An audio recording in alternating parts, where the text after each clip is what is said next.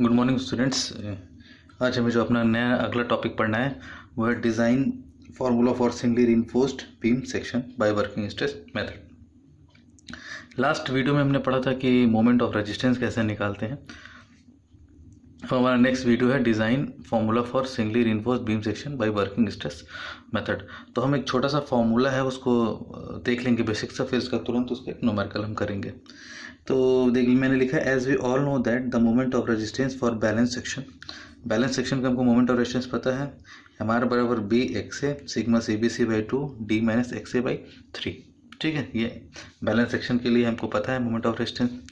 एक चीज़ आपको और पता होगी, बैलेंस सेक्शन के लिए कुछ कंडीशंस होती हैं कि एक्स ए बराबर एक्स सी होता है, सिग्मा सी बी सी बराबर सी होता है और सिग्मा एस टी बराबर टी होता है।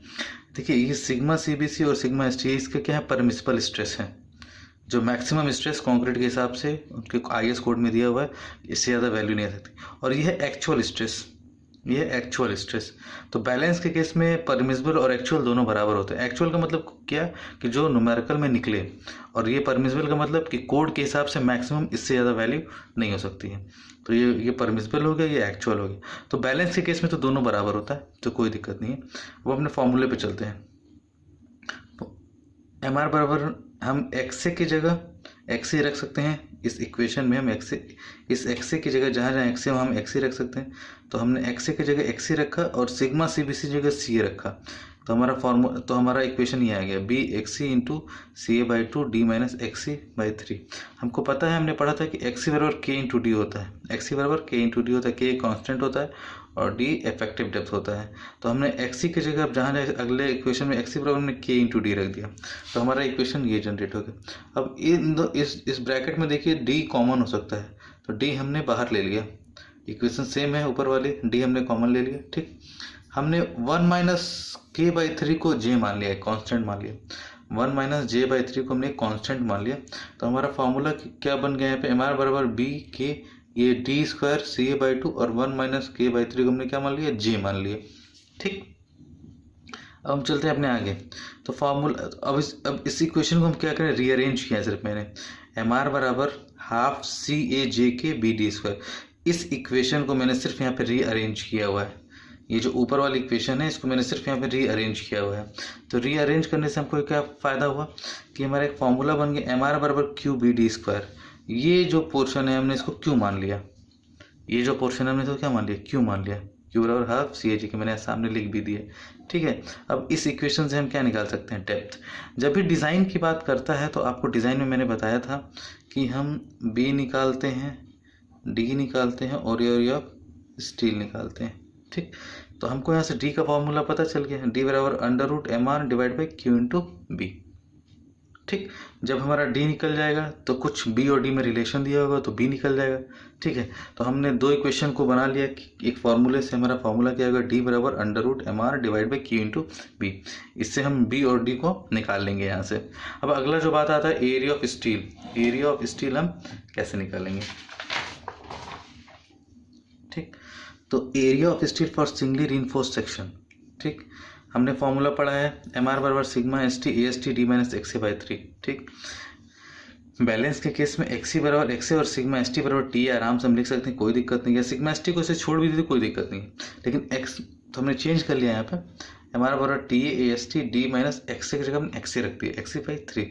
आपको पता है कि एक्स सी बराबर के इंटू डी होता है, तो हमने एक्स सी के बराबर के इंटू डी यहाँ पे रख दिया। अब इन दोनों में से डी हमने कॉमन ले लिया। ठीक, ये क्वेश्चन सेम उतरता जा रहा है, डी हमने कॉमन ले लिया। 1 माइनस के बाई 3, आपने पिछले स्टेप में देखा होगा हमने 1 माइनस के बाई 3 को क्या माना था, जे माना था। तो फार्मूला यहाँ पे इक्वेशन क्या बन के आ गई, एम आर बराबर T A S T J into D. हमको निकालना क्या है यहाँ से, ए एस टी निकालना है हमको। क्या निकालना है, एरिया ऑफ स्टील। तो एरिया स्टील का फार्मूला क्या होगा, M R divide by T A J into D. T को हम सिग्मा एस टी भी लिख सकते हैं, तो ये फॉर्मूला दोनों सेम है, या एम आर बराबर sigma S T J into T. तो ये हो गया हमारा एरिया ऑफ स्टील का फॉर्मूला। तो हमने बी निकालना सीख लिया, हमने डी निकालना सीख लिया, हमने एरिया ऑफ स्टील निकालना सीख लिया। अब आइए इस पर हम न्यूमेरिकल छोटा सा कर लेते हैं, और बहुत आसान क्वेश्चन है ये। देखिए क्वेश्चन क्या है, design a RCC beam subjected to a bending moment of 20 kilo newton metre keep the width of the beam is equal to half of the effective depth. यानी बी और डी में एक relation दिया हुआ है कि बी की जो वैल्यू बी बराबर D/2 होगी। ठीक, use M20 concrete and Fe415 steel. जहाँ पे डिज़ाइन लिख दिया, डिज़ाइन है RCC बीम, यानी हमको B small B capital D small D और AST डिज़ाइन करना हो सकता है क्वेश्चन में से बहुत सारी चीज़ें गिवन हो, लेकिन हमको कुछ भी गिवन में क्या क्या सिर्फ बेंडिंग मोमेंट की वैल्यू दी है, M20 ग्रेड कॉन्क्रीट दिया हुआ है, Fe415 स्टील दिया हुआ है, और एक कंडीशन बता दी है कि बी बराबर D/2 होगा। ठीक, अब इसी की मदद से हमको डिज़ाइन करना है, तो डिज़ाइन मतलब हमको निकालना होगा बी निकालना होगा, डी निकालना होगा, AST निकालना होगा। ये 3 चीज़ें हमें अपने डिज़ाइन में निकालनी है। तो चलिए हम स्टार्ट करते हैं। अपने गिवन डेटा में हमने लिख लिया सब कुछ। M20 के लिए सिग्मा CBC क्या होगा 7 न्यूटन पर mm², Fe415 के लिए सिग्मा ST 230 न्यूटन पर mm², और मॉड्यूलर रेशियो 280/3 सिग्मा CBC, इसकी वैल्यू 13.33 आएगी। सिग्मा CBC की वैल्यू 7, M20 के लिए क्या हो जाएगी 7, ये 13.33 आ गई। ठीक, अब हम लोग बढ़ते हैं अपने अगले स्टेप की तरफ। As we know that for design formula, D का मैंने एक फार्मूला भी पिछले आपको बताया था थ्योरी में, √MR/QB, Q इंटू बी। तो बेंडिंग मोमेंट को हम किससे इक्वेट कर सकते हैं, सॉरी मोमेंट ऑफ रेशन को हम किससे इक्वेट कर सकते हैं, बेंडिंग मोमेंट से। और बेंडिंग मोमेंट की वैल्यू हमको दी हुई है 20 किलो न्यूटन मीटर, हमारे क्वेश्चन में दी हुई है। ठीक, यानी हमारा ऊपर वाला पोर्शन तो हमको डी निकालने का ये फॉर्मूला है, ऊपर वाला पोर्शन तो हमारा निकला हुआ है। अब बात आती है क्यू और बी।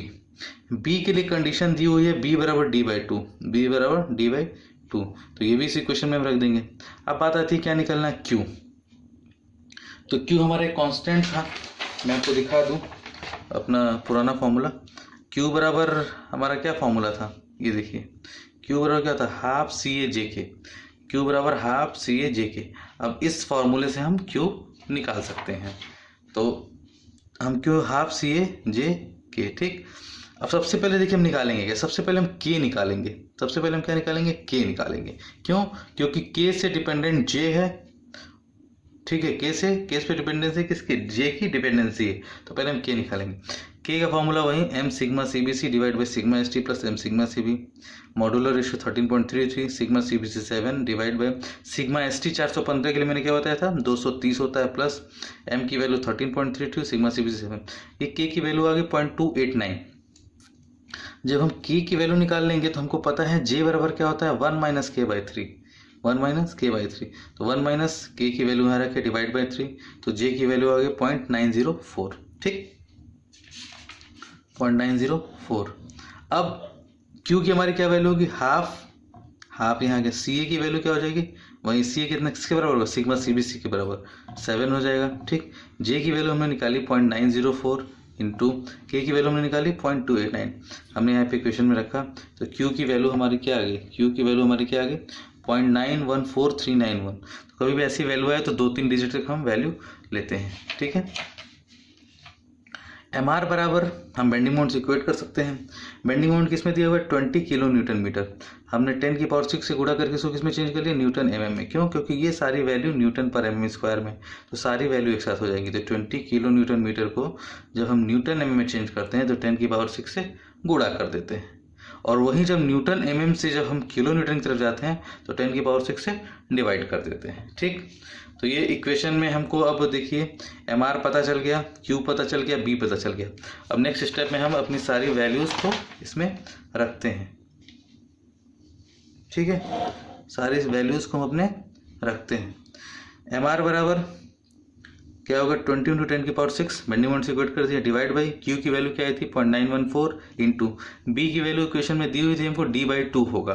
ठीक, तो D/2 होगा। अब इक्वेशन ये पूरा किस में आ गया, D में आ गया, दोनों तरफ से स्क्वायर ले लेंगे और D को उधर ट्रांसफर कर देंगे। ठीक है, तो D की वैल्यू हमारी निकल के आ जाएगी 352.4 mm, और जब D की वैल्यू 354 mm आ जाएगी तो B के लिए कंडीशन क्या थी, B बराबर D/2, तो ये आ जाएगा 176.20 mm, यानी हमने B और D निकाल लिया। अब बात आती है एरिया ऑफ स्टील की। एरिया ऑफ स्टील वही पुराना फॉर्मूला, MR बराबर sigma ST J into D. MR को हमने किससे इक्वेट कर दिया, बेंडिंग मोमेंट से, तो इनके वैल्यू क्या आ जाएगी 20 × 10⁶ इसलिए कर रहे हैं कि ये किलो न्यूटन मीटर में था, तो उसको हमने न्यूटन mm में चेंज किया। क्यों, क्योंकि बाकी नीचे की वैल्यू सारी mm में है। ठीक, तो 20 into 10⁶ divide by sigma S T की वैल्यू 230, जे की वैल्यू हमने निकाला है पीछे 0.904 आई थी, इंटू डी हमने यहाँ पे कितना निकाला, डी हमने यहाँ पे निकाला 352.4 mm, हमने 352.4 mm यहाँ पे रख दिया। तो हमारा क्या निकल गया, एरिया ऑफ स्टील निकल गया, एरिया ऑफ स्टील निकल गया। यहाँ तक अब हमारा दोनों क्वेश्चन सॉल्व हो गए, हमारे आंसर यहाँ पे कंप्लीट हो गया। पर एक छोटा सा चीज़ आप लोग कर सकते हैं, अगर एग्जाम में आपके पास टाइम हो तो एक डिज़ाइन दिखा सकते हैं आप ऐसे अपना फिगर बना के। अब फिगर बना के डिज़ाइन आपको नंबर ऑफ बार्स निकालते कैसे हैं, हमने 10 mm का डायमीटर बार माना, तो नंबर ऑफ बार क्या होता है, एरिया डिवाइड बाई इस जो डाया हमने माना है, एक डाया जो बार का उसका एरिया π/4 इंटू 10², तो ये 3.8 यानी 4 बार हो गए लगभग। ठीक, ओवरऑल डेप्थ हमारा क्या होता है, small D plus clear cover plus diameter by 2, तो डायमीटर हमने 10 बार माना है। ठीक, तो 10/2 यहाँ पाइप हो जाएगा। क्लियर कवर मिनिमम जो होता है IS कोड रिकमेंडेशन के हिसाब से बीम के केस में 25 मानते हैं, तो हमने 25 यहाँ मान लिया, और डी की वैल्यू 352.4 निकला था, तो कैपिटल डी टू हमारा क्या कितना आ गया 382.4 mm। बस अब एक छोटा सा हमने फिगर ड्रॉ कर दिया इसको, कैपिटल डी को 382.4, 4 बार 3.48 है, लेकिन हमने इसको 4 मान लिया, 3.48 तो कोई बार होता नहीं है, 4 मान लिया, 4 बार 10 mm डायमीटर का है। स्मॉल डी इसके आधे से लेकर टॉप तक की दूरी इफेक्टिव डेप्थ होती है वो 352.4 है। ये दूरी कितनी आ जाएगी, इसका आधा, इस बार का डायमीटर कितना है 10, तो उसका आधा 5 ये बचा, और क्लियर कवर ये जो है, क्लियर कवर बीच में, क्लियर कवर यहाँ से यहाँ तक है, जो कोड के हिसाब से मिनिमम बीम के केस में 25 होता है, 25 mm, तो इसको जोड़ के इफेक्टिव जो कवर आ जाएगा 30 mm। तो हमारा क्वेश्चन ये यहाँ पे ख़त्म होता है। तो आज के लिए सिर्फ इतना ही, बाकी आपको अगर इस वीडियो में कोई दिक्कत होगा तो आप कमेंट सेक्शन में डाल देंगे। Thank you.